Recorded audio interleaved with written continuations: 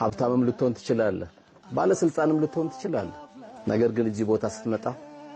ትንሽ ነህ የመጣው እናት ጋር ነውና ይሄ ሁሉ ነገር ደግሞ የምታደርግላት ሐቋን ለመክፈል ሳይሆን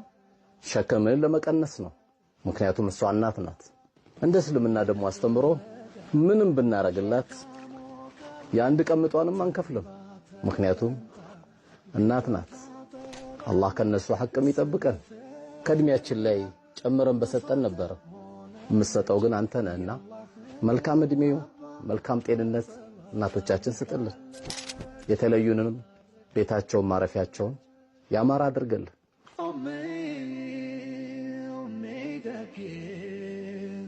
ክብሬናት ማረጌ